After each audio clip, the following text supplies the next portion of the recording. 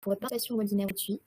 Donc, avant de laisser la parole à Fabien, je vais faire une petite intervention rapide sur du coup le webinaire dans lequel on est là aujourd'hui, et sur les pratiques de la cybersécurité dans le cadre du mois du numérique, en partenariat avec la FFB Bourgogne-Franche-Comté et avec le soutien de la région Bourgogne-Franche-Comté aussi.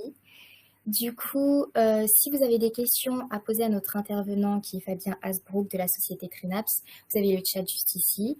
Et pour titre informatif, le webinaire est aussi enregistré, donc si vous ne voulez pas que votre visage apparaisse, vous pouvez justement ne pas montrer votre caméra.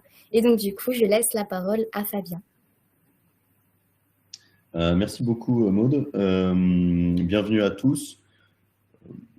La présentation va être assez dense, hein. Il y a beaucoup de choses à dire, donc j'essaie d'être assez clair, mais si toutefois c'est pas clair pour vous, n'hésitez pas, on est peu nombreux, donc n'hésitez pas à poser des questions dans le chat, et sinon il y aura une phase de questions-réponses à la fin de la présentation, dans tous les cas.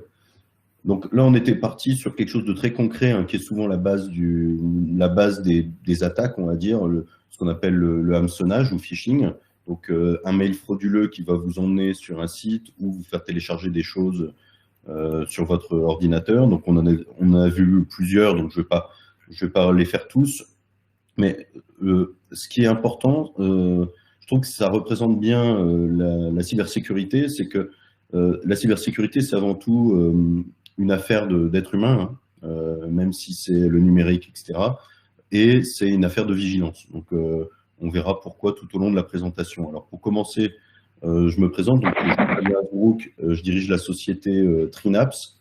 On est opérateur télécom, principalement sur le quart nord-est français, autour de la connectivité, de la téléphonie, des réseaux Wi-Fi, de tout ce qui est cloud, mais un cloud basé à Belfort. Et on traite aussi de cybersécurité et d'événementiel. Donc voilà, c'est pour la présentation vraiment très succincte. On est certifié ISO 27001, donc qui est la référence en termes de sécurité des systèmes d'information. Donc ça, on en parlera un petit peu plus tard. Et également certifié hébergeur de données de santé, qui rajoute des contraintes à ce que vous connaissez sûrement, qui est le RGPD, donc le règlement général de la protection des données personnelles. On a également un data center qui s'appelle Extendo, qui est un peu le centre de commande ou le cœur du système. Et on verra aussi tout au long de la présentation pourquoi il y a des data centers, à quoi ça sert en termes de cybersécurité. Alors, je vous propose de commencer par les risques, ensuite de voir comment on peut éviter les risques, et puis en troisième partie, de voir, une fois que la menace est arrivée, que le risque, il y a eu un incident, voir comment on peut gérer la crise, ou en tout cas vous donner un petit peu des bonnes pratiques pour savoir gérer une crise qui vous permettront de commencer à réfléchir avec vos équipes, si ce n'est pas encore fait, de façon très concrète. Premièrement, donc, un constat sur le numérique, les données des entreprises, vos données, sont devenues vraiment un actif, hein, c'est le cœur du métier maintenant, parce que celui qui détient les données et qui sait les exploiter, bah, quelque part, il va réussir à gérer son métier. Et on se rend compte que si on perd ces données ou elles sont indisponibles, et on a des gros problèmes de production. Donc, c'est une pépite qu'il faut protéger, tout comme les autres actifs de votre entreprise, matériel, actifs humains, etc. Il y a eu une vraie différence depuis quelques années sur justement cette exposition des données. Le système d'information a toujours été utile, puis il est devenu indispensable parce qu'il est critique, il est complexe, il est exposé, et donc tous ces adjectifs font qu'il est très vulnérable. Donc, votre système d'information, on verra plus tard ce qu'il comporte. Avec l'avènement du cloud, donc les services externalisés et de l'Internet des objets, de tous les terminaux différents que vous pouvez avoir, que ce soit des téléphones ou même des machines, on augmente le risque et le périmètre de risque. Et notamment dans le BTP, la numérisation est très importante dans ce secteur, notamment avec le BIM, tous les supports qui sont dématérialisés, les marchés publics, etc. Donc on voit que ça touche forcément le BTP et ça fait qu'une responsabilité augmente sur les épaules du gérant, du responsable, mais aussi du responsable informatique qui doit s'assurer en termes juridiques, en termes d'attaque, en termes de performance. Il faut que le système d'information soit à disposition tout le temps, 24 heures sur 24 pour gérer l'entreprise, mais aussi du côté de ce qu'on appelle plutôt les services généraux.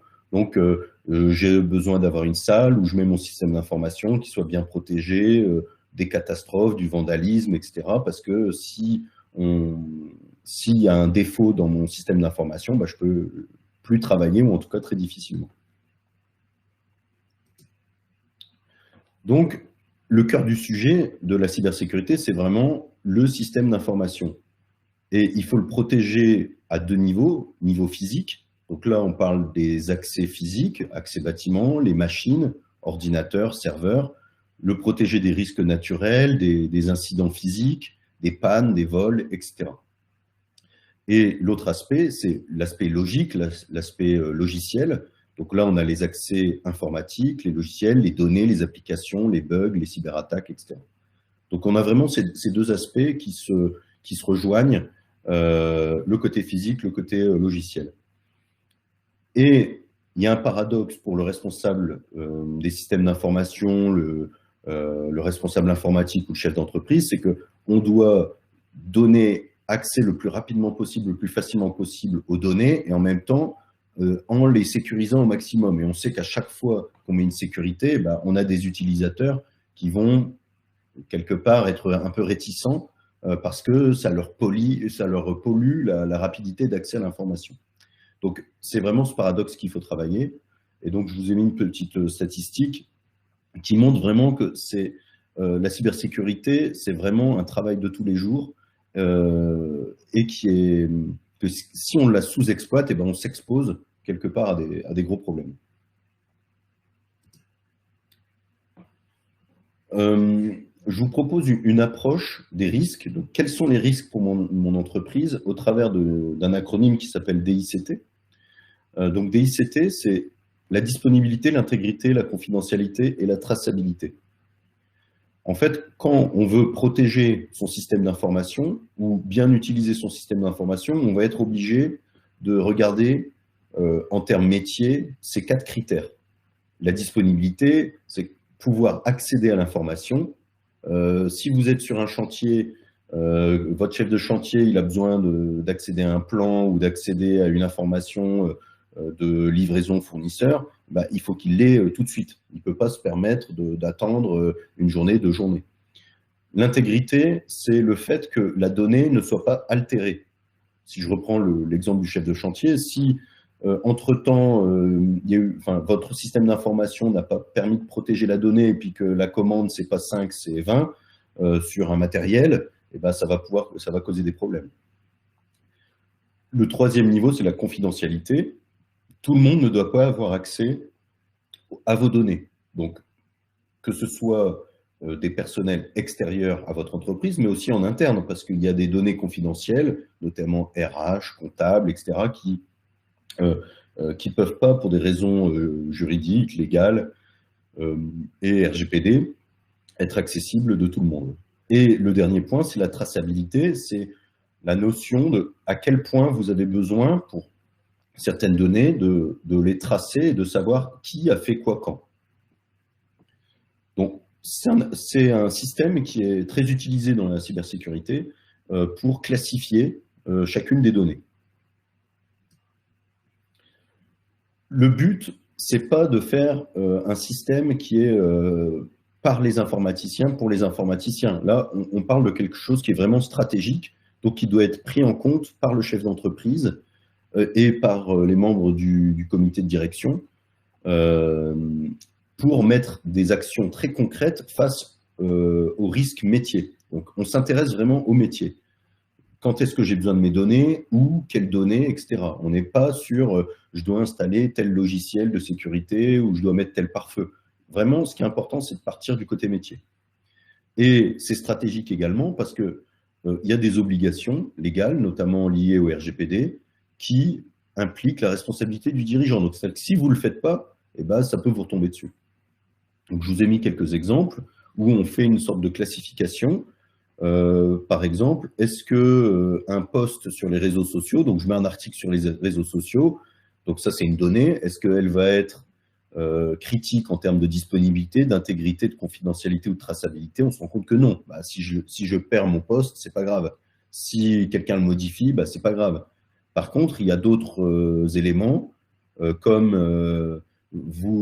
un marchand fait du e-commerce. Si son site d'e-commerce est modifié, bah, c'est toutes les transactions qui vont avoir des problèmes. Donc, on voit que la criticité finale, elle est beaucoup plus importante.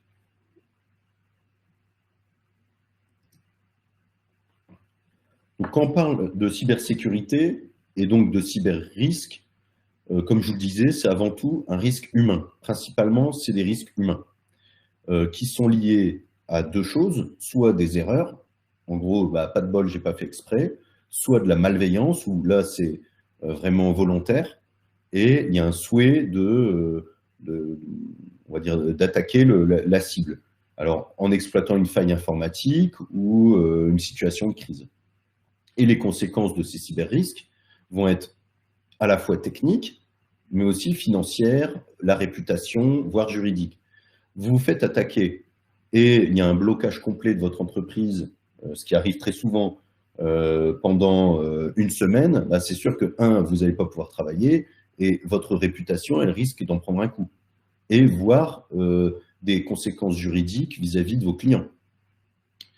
Donc, ça veut dire qu'il y a une vraie situation de crise s'il y a un risque, si le risque cyber est avéré.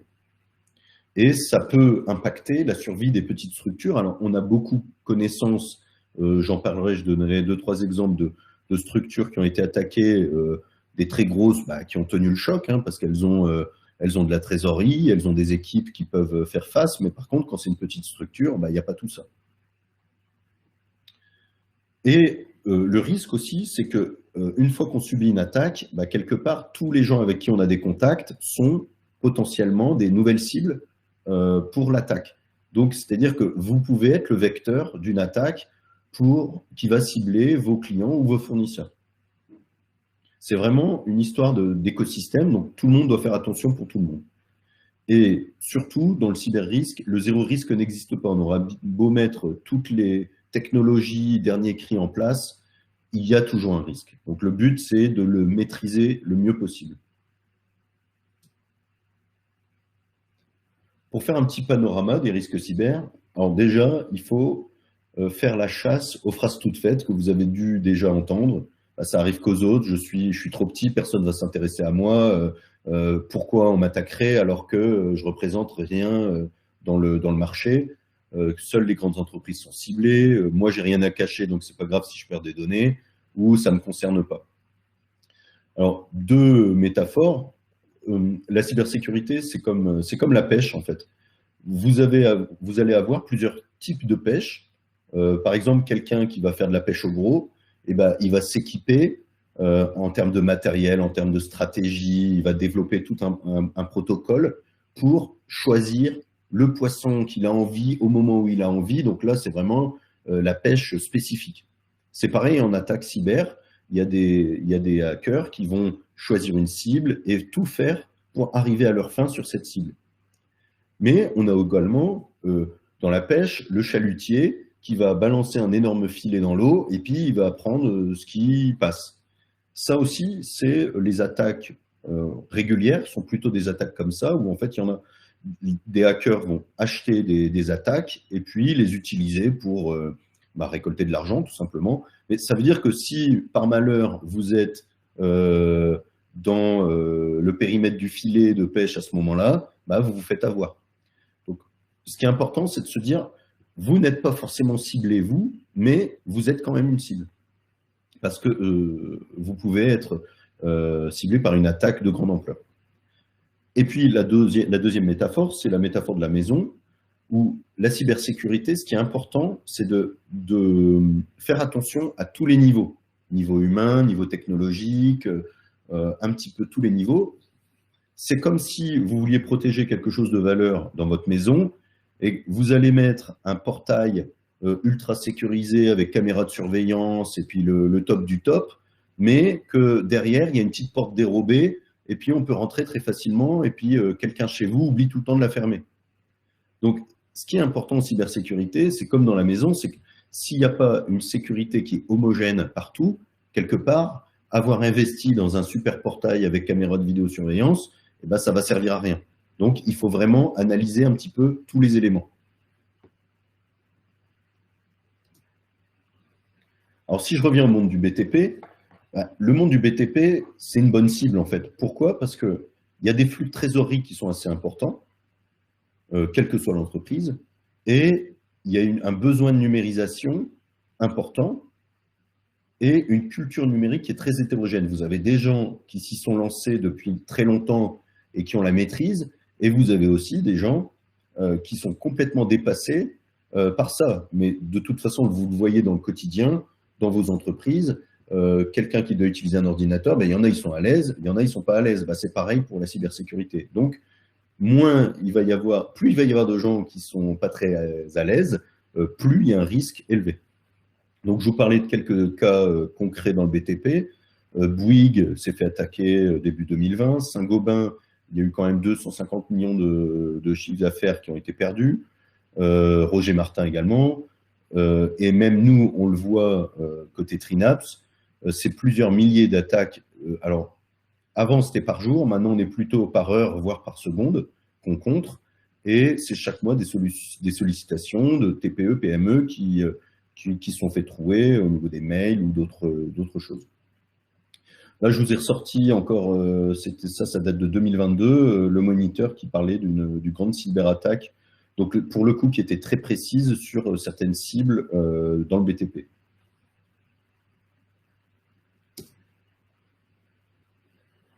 Alors, quelles menaces pèsent sur les entreprises en termes de cybermenaces? Donc, on a des menaces qui sont liées aux éléments physiques, ordinateur, serveur, objets connectés, et des menaces qui sont liées aux éléments plus la donnée, les logiciels, donc données, mail, site web, application, banque. Donc, ça vous donne quand même le périmètre qui est assez large de tout ce qu'un hacker peut faire pour récupérer soit de l'argent, soit des données. Donc, on a d'un côté le périmètre, et puis de l'autre côté, les failles qui sont soit des failles techniques, soit des failles humaines. Donc, je ne vais pas rentrer dans le détail. Là, on a vu tout à l'heure, pour commencer, le hameçonnage, donc qui est lié au mail, mais on va avoir aussi du piratage de comptes, des fraudes à la carte bancaire. On va avoir ce qu'on appelle des attaques par déni de service, où là, en fait, l'attaquant, il va solliciter de façon extrême une machine. Donc, c'est comme si il envoyait, on va dire, 200, 300, 5000 lettres à la même boîte aux lettres. Bah, au bout d'un moment, votre boîte aux lettres, elle n'en peut plus et elle recrache le trop-plein. Bah, c'est ce qui se passe avec l'attaque par déni de service. C'est que la machine qui est attaquée, bah, au bout d'un moment, elle n'en peut plus, elle tombe en panne.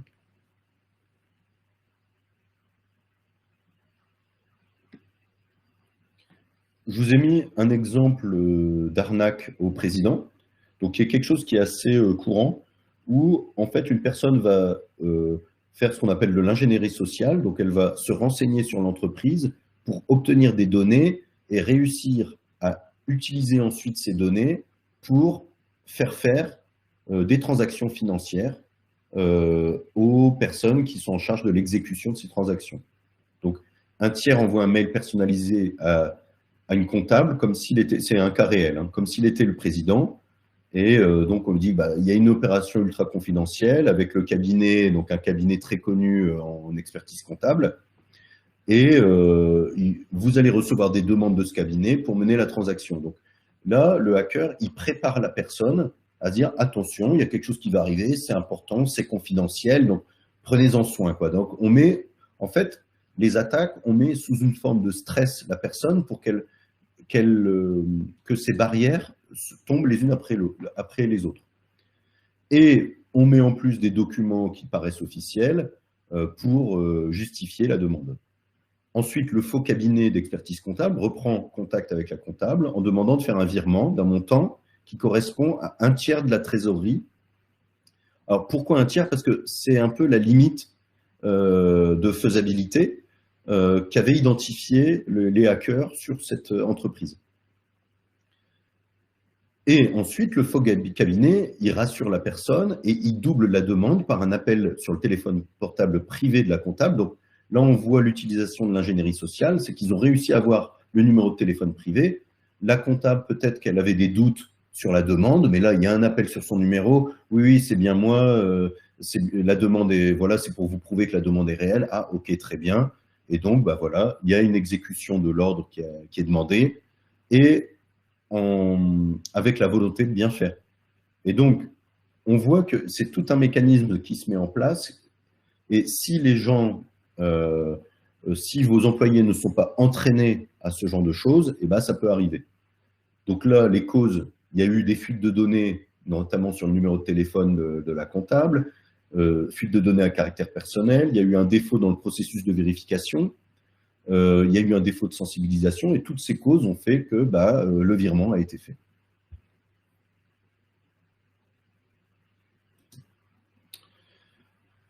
Est-ce que pour vous c'est assez clair? Avant qu'on passe sur la deuxième partie, vous avez des questions? C'est tout bon? Ok. Bon, bah, dans ce cas-là, je continue. De toute façon, je pense que la présentation sera mise à disposition, j'imagine. Et vu que c'est enregistré, vous pouvez revenir dessus. Alors, quel est le secret pour se protéger de tout ça? Ça fait un peu peur. On dit bah, par quel bout prendre tout ça? C'est la prévention. Donc, pour chaque périmètre, pour chaque cible potentielle, on va avoir différents éléments techniques ou humains pour parer à ces attaques. Donc, par exemple, pour les mails, il y a des systèmes anti-spam, anti-phishing, anti-hameçonnage, qui permettent de déjà faire un premier filtre et qui vont être ce qu'on appelle auto-apprenants, c'est-à-dire que vous allez leur dire ou apprenant, vous allez leur dire, là, moi, je considère que c'est un spam, ou en tout cas un mail dangereux. Donc, vous le signalez, et eux, ils vont enrichir leur base de connaissances pour que le prochain ne passe pas. Il y a bien sûr les antivirus, les pare-feux, vous avez déjà dû en entendre parler, des solutions anti-attaque, bref, tout un ensemble de solutions techniques, mais surtout, le secret, c'est de sensibiliser et de former ses collaborateurs. Un petit focus sur le télétravail qui touche de plus en plus d'entreprises. Alors bien sûr, pas sur la partie chantier, plutôt administratif, mais le télétravail, c'est une belle opportunité, mais en fait, ça va étendre le périmètre de risque du système d'information vers l'extérieur. Où avant, en fait, la méthode de défense en cyber auparavant, c'était vraiment je mets tout au même endroit, je cloisonne, bref, je suis un château fort. Maintenant, on n'est plus du tout sur la technique de protection du château fort, on est plutôt sur un maillage avec partout des sécurités et puis plutôt ce qu'on appelle la méthode un peu de l'oignon, où on va mettre plusieurs couches pour protéger au maximum les données et le système d'information. Donc, ce qui est dans les bonnes pratiques, ce que je vous conseille de faire, donc si ce n'est pas déjà fait, mettre en place une charte de télétravail et former vos salariés aux risques qu'ils ont à la maison. Donc, donner des règles, utiliser les moyens de l'entreprise plutôt que les moyens personnels, parce que les moyens personnels, vous n'avez aucune maîtrise dessus.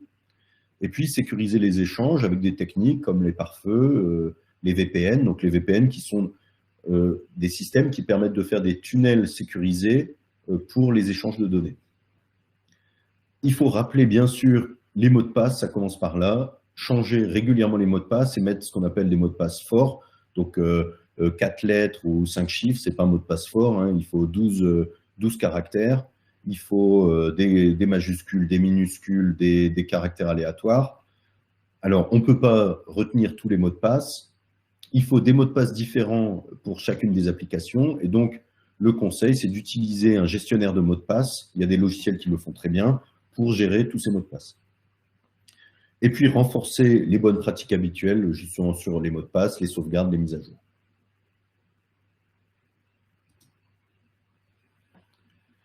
Au niveau de la protection des données, en fait, je vous ai parlé tout à l'heure des data centers.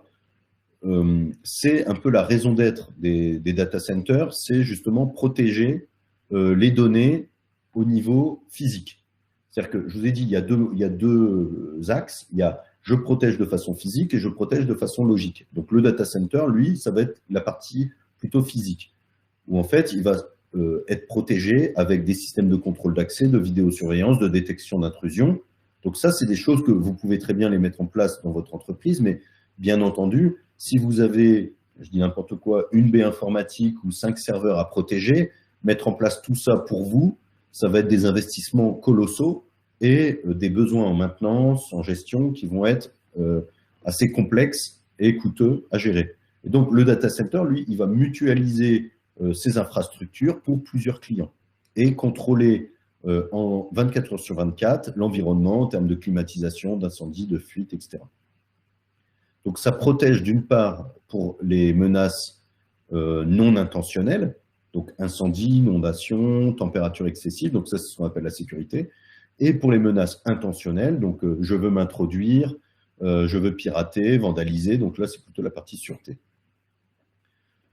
Donc, que vous passiez par un data center ou que vous fassiez en interne, que vous sous-traitiez à une société informatique, l'important, c'est que vous ayez une maîtrise des risques et que vous minimisiez ces risques. Donc, si vous passez par un sous-traitant, il faut le challenger, il faut lui poser des questions, il faut savoir comment sont gérées vos données. Vous ne pouvez pas juste vous contenter de dire « je sous-traite à une société informatique et voilà, donc j'ai confiance ». La confiance ne suffit pas, il y a une co-responsabilité entre le sous-traitant et le dirigeant.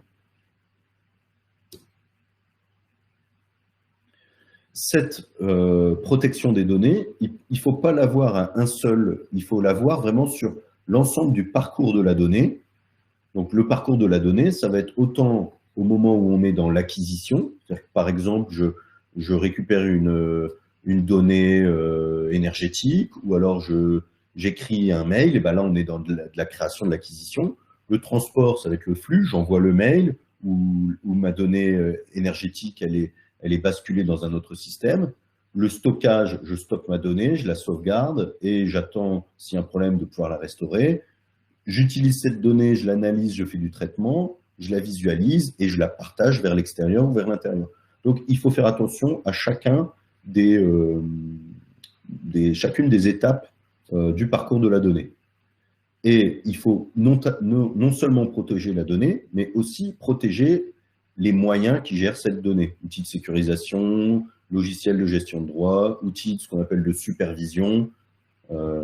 C'est vraiment tout un ensemble à analyser au niveau des risques.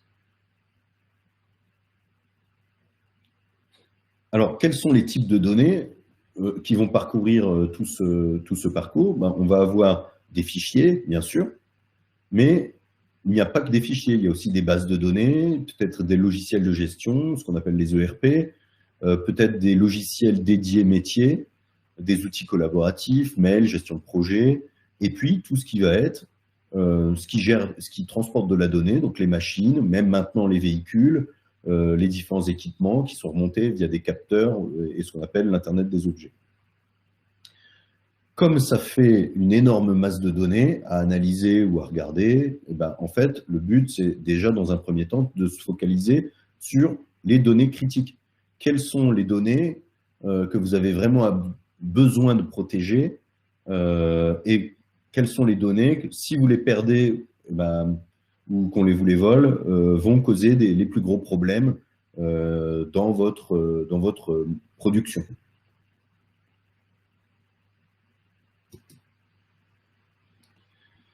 Je vous ai parlé tout à l'heure d'une norme qui s'appelle ISO 27001, qui est une norme très complexe, très technique et très poussée sur la sécurité des systèmes d'information. Mais donc le but, c'est pas que vous soyez des experts ISO 27001 parce que c'est pas du tout adapté. Peut-être que vous n'avez pas du tout ce besoin-là, mais je trouve que c'est une bonne base pour prendre des principes qui découlent de cette norme. Donc, les piliers de cette norme, c'est de protéger les informations de toute perte de vol ou altération et de protéger les systèmes informatiques de toute intrusion et sinistre informatique. Donc, on est vraiment dans ce qu'on a décrit jusqu'à présent. Et il va y avoir trois piliers. D'une part, identifier, comme je vous le disais, les informations critiques et les processus critiques et les traitements critiques et ce qu'on appelle les actifs supports, c'est-à-dire les machines qui portent toutes ces données critiques. Ensuite, déterminer leur niveau de criticité au travers de ce qu'on a vu tout à l'heure, la disponibilité, l'intégrité, la confidentialité, la traçabilité. Et ensuite, faire une analyse des risques en disant, ce risque-là, j'ai identifié un risque sur une donnée très critique. Par exemple, je dois protéger absolument les plans de mes clients parce que, imaginez, vous perdez un plan d'un client, ça se retrouve sur Internet entre de mauvaises mains, et peut-être que ça peut permettre à quelqu'un d'aller forcer une porte ou de savoir le point faible ou de connaître le réseau des caméras, comment il est installé. Donc, quelque part, vous êtes dépositaire d'une donnée critique pour vos propres clients. Donc ça, il faut l'identifier. Et si c'est ça l'élément le plus critique pour votre métier, il faut que les plans ils soient dans un endroit sécurisé, que ça ne passe pas de main en main, que tout le monde n'y ait pas accès.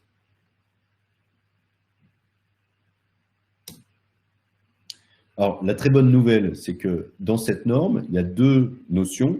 C'est que il faut entretenir des relations avec des groupes d'intérêt, des forums spécialisés, des associations professionnelles. En gros, faire de la veille, connaître les bonnes pratiques. C'est ce qu'on est en train de faire. Donc, merci la FAB et BFC Numérique, parce que vous êtes quelque part déjà dans une démarche ISO 27001 de sécurité des données, parce que vous récoltez de l'information et des bonnes pratiques. Et le deuxième point, c'est l'ensemble des salariés doit bénéficier d'une sensibilisation. Donc, je vous encourage à propager la bonne parole ou pourquoi pas partager ce PowerPoint ou les idées qui vous semblent essentielles qu'on a dit là à vos équipes, parce que plus les équipes seront au courant, plus elles auront le réflexe de réagir quand ils trouvent un mail un peu louche, quand ils ont une demande qui est un petit peu bizarre. Ça arrive tous les jours. Nous, encore aujourd'hui ou hier, on a eu une demande d'un fournisseur qui nous disait vous pouvez me rappeler pour mettre à jour ma base de données, les coordonnées du responsable achat, du responsable financier, du responsable.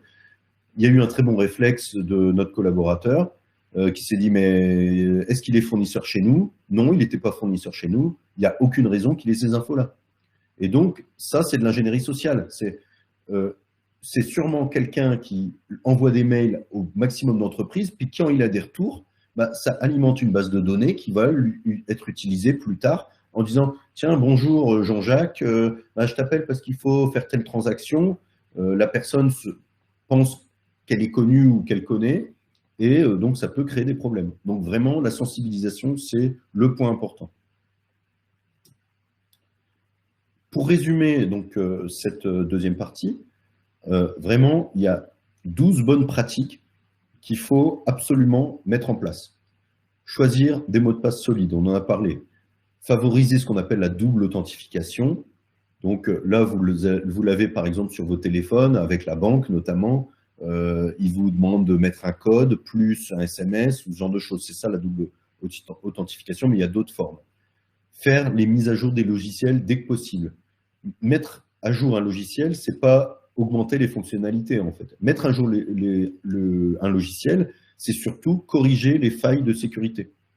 Et quand vous mettez à jour vos logiciels, assurez-vous que ce que vous téléchargez, c'est sur le site officiel du logiciel et pas quelque chose qui a été récupéré à droite à gauche. Faire des sauvegardes régulièrement, se méfier des réseaux Wi-Fi inconnus, mettre en place antivirus par feu, mais correctement paramétré et à jour. Un antivirus qui n'est pas à jour depuis un an, il ne sert à rien. Réfléchir à des scénarios de crise. Tiens, qu'est-ce qui se passe si demain, mon ordinateur, il se fait voler? Qu'est-ce qui se passe si demain, la tablette qui est utilisée par un tel, elle casse? Qu'est-ce qui se passe si quelqu'un s'introduit et vole mon serveur? Donc, il faut réfléchir à tous ces scénarios. Utiliser au maximum des protocoles sécurisés, surtout quand vous allez acheter des choses. Toujours vérifier est-ce qu'il y a le petit verrou et HTTPS. Séparer les droits des utilisateurs. Alors ça, qu'est-ce que ça veut dire? C'est Vous utilisez un logiciel et vous avez souvent dans les logiciels un mode qui est administrateur et un mode qui est utilisateur. Et c'est bien surtout quand vous faites du quotidien, de l'exploitation, d'utiliser le mode utilisateur et pas administrateur, parce que ça permet d'éviter déjà les erreurs et ou de disséminer régulièrement le mot de passe administrateur. Ensuite, séparer les usages professionnels et personnels et les matériels, et être vigilant au quotidien sur les activités des serveurs, des anomalies, des hameçonnages. En fait, c'est les petits signaux faibles qui vont vous permettre de détecter s'il y a un problème. Souvent, quand on a une attaque informatique, quelque part, le hacker est déjà rentré dans le système d'information depuis très longtemps, parfois une semaine, un mois, 3 mois. Et donc, c'est pour ça qu'il est important d'être vigilant au quotidien. Et bien sûr, sensibiliser, former les équipes. Mais ça, je le rabâche depuis tout à l'heure, donc je pense que ça, c'est acquis. Est-ce que vous avez des questions sur ces bonnes pratiques, les choses à faire, la méthodologie à déployer?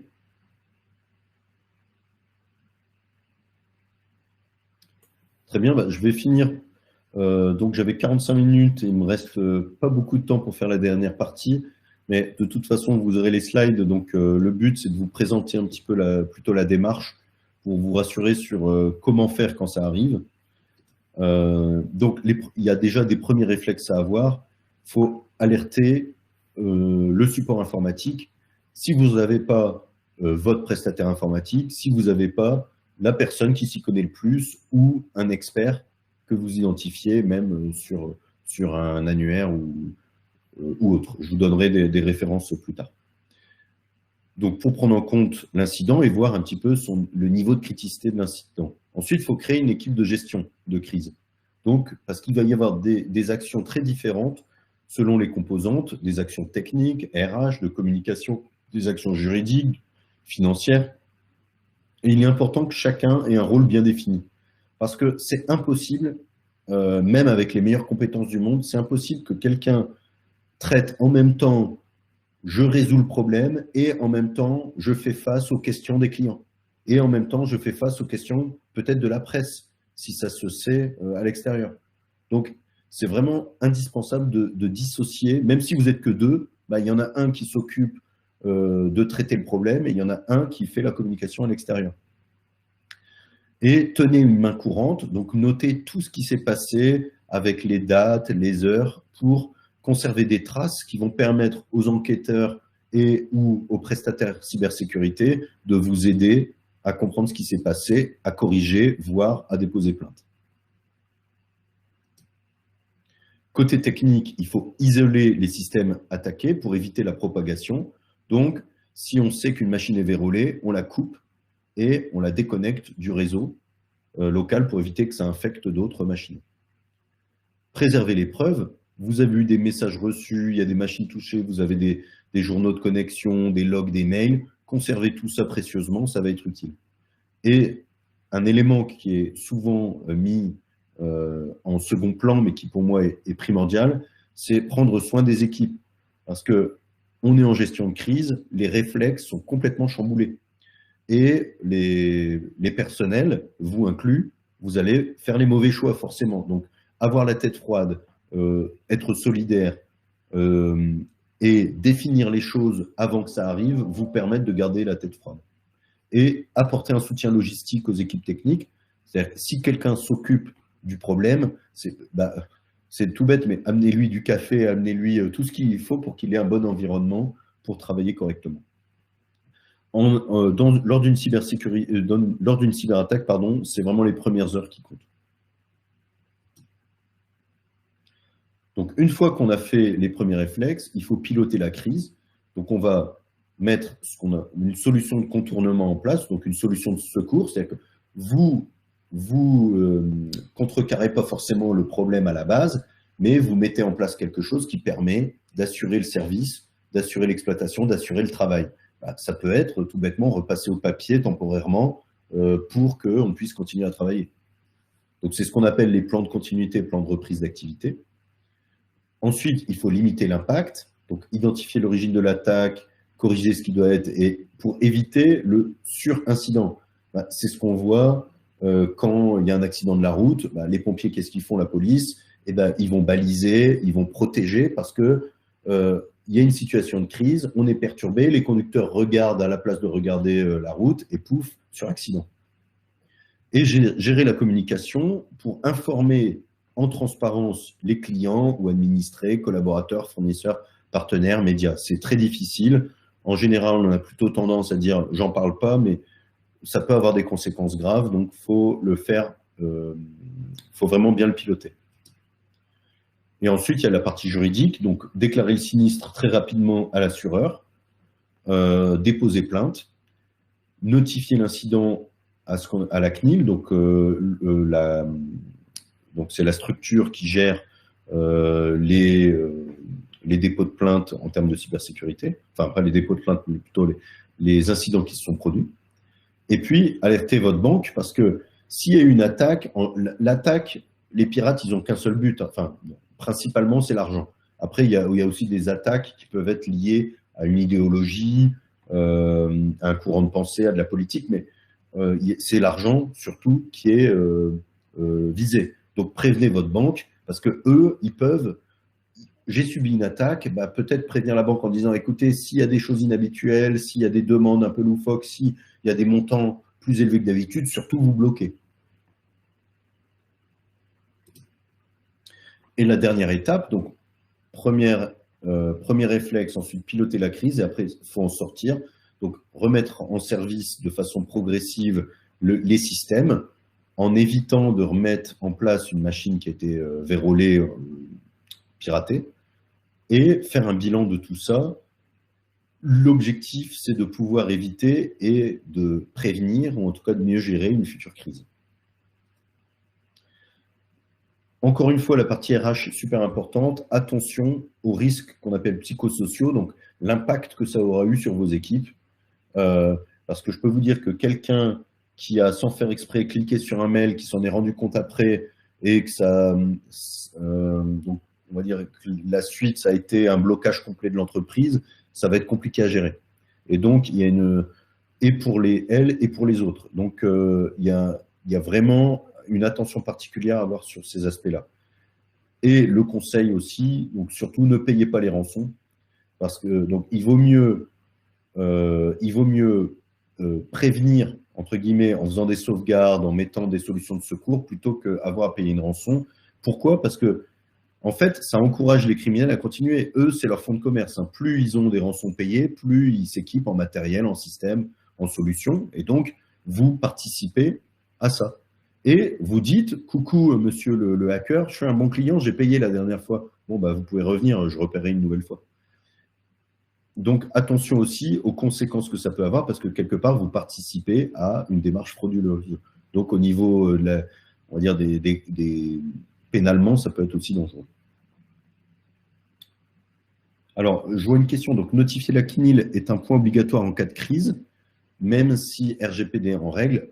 Alors, pas en cas de crise, mais en cas de viol de données personnelles. Donc, s'il y a eu des données personnelles en jeu, vous avez besoin de notifier la CNIL. Alors, je vous invite à aller voir le site de la CNIL. Tout est assez bien documenté sur qu'est-ce qu'il faut faire, quand. Et si vous avez un doute, de toute façon, en fait, vous faites la déclaration à la CNIL en donnant le maximum de détails que vous pouvez et vous dites, bah là, je ne suis pas sûr, là, je ne sais pas trop comment ça s'est passé, mais je vous le signale. Et c'est eux qui vont revenir vers vous en vous disant, vous devez communiquer ou pas à l'extérieur. Ils ont 2 mois pour le faire. Donc, c'est important, quand il y a une cyberattaque, quand même de prévenir, juste même pour une question de responsabilité. Imaginez, il y a une cyberattaque, vous croyez qu'il ne s'est rien passé, sauf qu'en fait, il y a eu des vols de données et un de vos clients s'en rend compte. Et bien, lui, il peut déposer plainte, il peut se plaindre auprès de la CNIL, et la CNIL va revenir vous voir en disant, attendez, vous le saviez, il y a eu cette action, et vous n'avez rien dit. Et donc là, en termes de responsabilité, ça devient compliqué. Donc pour conclure, il faut qu'il y ait une implication forte de la direction. Que ce soit en termes de prévention, de préparation, et si malheureusement ça arrive, lors de la gestion de crise. 2, vraiment, faites-vous accompagner parce que c'est complexe. Il y a plein d'aspects à ne pas négliger, on l'a vu, partie RH notamment. Et la cybersécurité, c'est un domaine où il faut vraiment étudier ce qu'on appelle à 360 degrés, donc vraiment tous les aspects, même organisationnels. Donc il y a une complémentarité nécessaire de plusieurs acteurs. Votre sous-traitant informatique, votre hébergeur et d'autres prestataires de ce type. Il faut absolument que vous ayez une maîtrise de vos données, ou en tout cas que vous vous posiez la question déjà. Est-ce que je maîtrise mes données? Oui ou non? Où est-ce qu'elles sont? Est-ce qu'elles sont protégées? Si vous répondez non à la première question, enfin, je ne sais pas la première question et je ne sais pas la deuxième question, là, ça veut dire qu'il faut commencer à attaquer le sujet. Hein. Et comment les récupérer en cas d'incident? Que ce soit des données que vous gérez vous-même ou des données que vous sous-traitez à quelqu'un. Et miser sur la préparation, éviter le mode pompier, parce que eux, les pompiers, en fait, ils sont entraînés pour ça. Donc même quand il y a une crise qui arrive, ils sont entraînés à la crise. Nous, dans nos entreprises, on n'est pas entraînés au quotidien à gérer une crise majeure. Et donc, ça veut dire que ça va toujours plus payer de préparer que de gérer en mode pompier. Donc, sensibilisez vos équipes, définissez peut-être des règles, des codes de bonne conduite. Ça, il faut faire attention, etc. Préparez votre système d'information et votre organisation pour identifier et évaluer les risques. Vraiment, le mot pour conclure, c'est que dans tous les cas, il y aura une responsabilité qui va être cherchée en cas de problème. Et donc, moi, ce que je vous conseille, c'est qu'autant prendre cette responsabilité dès le début et qu'elle soit bénéfique, plutôt que l'encaisser et la subir à la fin. Quelques infos utiles. Donc, il existe beaucoup de guides, de chartes, de fiches qui expliquent toutes ces choses-là, notamment sur l'ANSSI, qui est l'Agence nationale pour la sécurité des systèmes d'information. La CNIL, on en a parlé, mais aussi les organisations sectorielles, notamment la Fédération française du bâtiment, etc. Ensuite, il y a des sites d'aide, donc cybermalveillance.gouv.fr, qui est vraiment une très bonne source d'information, qui est vulgarisée, qui gère plutôt des gens qui ne sont pas connaisseurs dans le domaine, plutôt que des gros groupes qui ont des services informatiques. Donc, vraiment, allez visiter, il y a vraiment plein d'infos sympas. Protection des entreprises, donc il y a un site web franc-comtois, local, donc n'hésitez pas à aller voir, qui est fait par les CCI. Il y a également, si vous voulez aller plus loin, et notamment entraîner vos équipes ou vous-même essayer de monter en compétences, il y a une formation en ligne donc, qui s'appelle le MOOC ANSSI, qui est très bien faite, qui demande un peu de temps, hein, c'est de tête, c'est une dizaine d'heures, mais qui est vraiment très bien faite, qui repart des bases jusqu'aux éléments les plus techniques. Nous, pour vous donner une idée, on l'a fait passer à tous nos salariés, quelle que soit la personne qui rentre chez Trinaps, quel que soit son poste, il fait cette formation. Alors bien sûr, c'est notre domaine d'activité, donc vous n'avez pas ce besoin-là dans vos entreprises, mais par contre, qu'il y ait une ou deux personnes qui soient référentes qui l'ont fait, c'est important. Et il y a un certificat à la fin. Il y a le MEDEF qui a fait un quiz assez sympa et il y a un test de santé numérique qui a été fait par une boîte belge qui est assez bien fait. Ça dure 5 minutes, ça pose 2-3 questions et puis vous savez où vous en êtes. Donc je trouve que c'est assez intéressant. Et puis après, si vous voulez vraiment aller plus loin ou que vos responsables informatiques aillent plus loin, il y a toute la famille des normes ISO 27X, donc 27001, 2, 3, 4, etc. Au niveau des acteurs, donc l'ANSSI en a parlé, la CNIL en a parlé, les CCI, tous les prestataires que j'appelle de la chaîne cybersécurité, donc il peut y avoir autant des prestataires en gestion de crise, des prestataires qui vendent de l'antivirus, des prestataires qui font des audits, des prestataires qui font ce qu'on appelle des pentests ou des tests d'intrusion, des prestataires qui vont gérer l'après, donc la crise.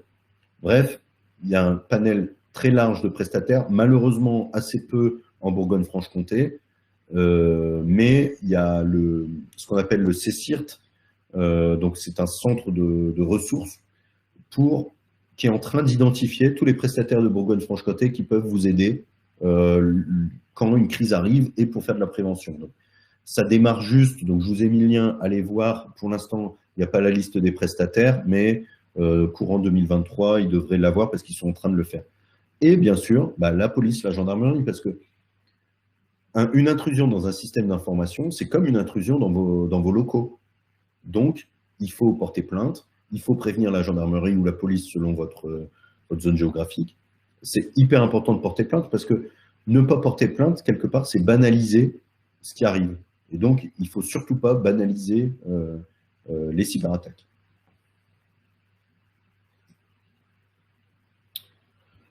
Donc voilà pour la présentation. J'ai mis un peu plus de temps que prévu, mais comme il y avait peu de questions, je me suis permis. J'espère que ça a été clair pour vous. En tout cas, vous avez mes coordonnées. Et donc, si vous avez une question, vraiment, n'hésitez pas à me poser les questions. Moi, je redirigerai vers soit nos équipes en interne, soit vers des prestataires externes. Donc, n'hésitez pas. Ça n'engage à rien. Et puis, bah, il nous reste quelques minutes. Donc, si vous avez des questions là en live, bah, j'y répondrai avec plaisir.